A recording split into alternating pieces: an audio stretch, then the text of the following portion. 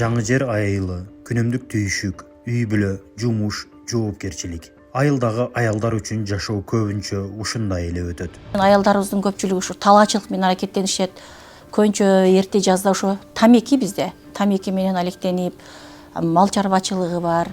Бирок кээде бир айым бул чекти бузуп, айылды өзгөртүүгө чечкиндүү кадам таштайт. Айылда эмне көйгөй бар экен дайыма ошону мен ойлонуп, ойгонуп дегендей айрым жакшы иштерди жасагың келет дагы. Ошол нерсенин аркасынан чуркай бересиң. Рахат Сайкалова жаңы жер айылынын тургуну, мектеп директору, жергиликтүү кеңештин депутаты, эне, чоң эне жана коомго кайдыгер карабаган айым.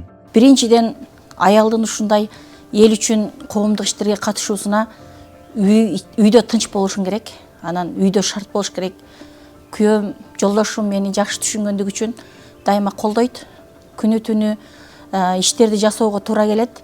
Анан ушу коомдук иштерге катышканда негизи бир жумуш жасасаң, ошол ийгиликтүү ишке ашкан болсо, андан дагы сенде күч кубат пайда болуп, кызыгуу пайда болот экен. Рахат Баарлашуу ишеним укук коомдук бирикмеси Бириккен Улуттар Уюмунун өнүктүрүү программасынын колдоосу менен ишке ашырып жаткан айымдар тынчтык жана ынтымак күчү долбооруна катышты. 3 ай жамааттык талдоо, социалдык көйгөйлөрдү аныктоо, лидерлик, социалдык демилге көтөрүү, долбоор жазуу боюнча атайын окуулардан өттү. Бул Рахат үчүн жөн гана билим эмес, жаңы көз караш болду. Баарлашуу ишеним укук коомдук бирикмеси тарабынан уюштурулган окууга катышып калдым, Прон тарабынан уюштурулган. Аябай окуулар мага жемиштүү, жугумдуу болду. Ар бир катышкан сабагыма ушунчалык бир канааттануу, эргүү алдым. Кала берсе бул бир тараптуу эмес, мындай айыл чарбасы боюнча дагы болду.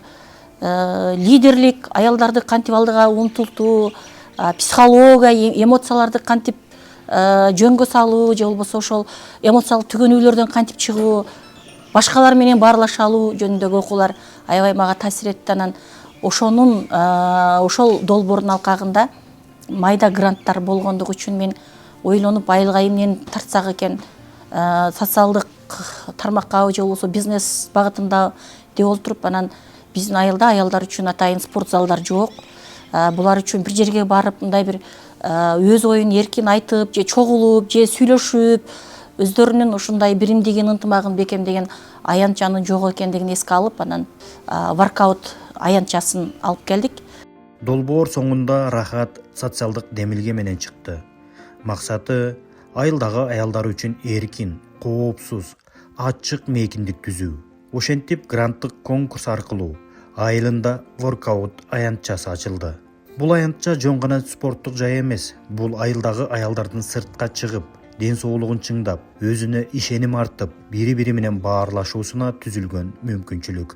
Өзгөчө аял затын бир үй жумуштарынан мындай чыгаруу, буларды коомчулукка аралаштыруу үчүн көп ойлоном да. Анан ушуларга бир кандайдыр бир баарлашуучу жай болсо экен, ушуларды бир өнүктүрсөк экен, булар өз алдынча бир жумуштарды жасап, кимдир бирөөгө мындай көз каранды болбой, бир эркинирээк жашаса экен деген ой келет. Анан ушунун үстүнөн көбүрөөк аракет кылам. Рахат үчүн бул демилге бир күндүк иш эмес. Ал мектепти башкарат, депутаттык милдетин аткарат, үй бүлөсүнө, неберелерине кам көрөт, мал жандыгына да жетишет. Бирок ошол эле учурда коомдук иштерге да активдүү аралашат. Аянтчабыз ден соолукту чыңдайт биринчиден. Экинчиден ушул аялдардын ортосундагы ынтымакты, биримдикти бекемдейт. Үчүнчүдөн бир аз болсо дагы булар ошол жерден өздөрүнүн жеке жашоосу үчүн бир жакшы бир пайдалуу нерселерди алат, сүйлөшөт, талкуулашат, баарлашат дегендей бир аялдарга бир жакшы бир мотивация боло турган аянтча болду деп ойлойм да. Эгер бул болбогондо, эгер биз ар кимибиз өз алдынча күнүмдүк турмуштан сыртка чыга албайт, бир жерде топтоло алышпайт, мына ушундай көйгөйлөрдөн биз арылдык деп айта алам да.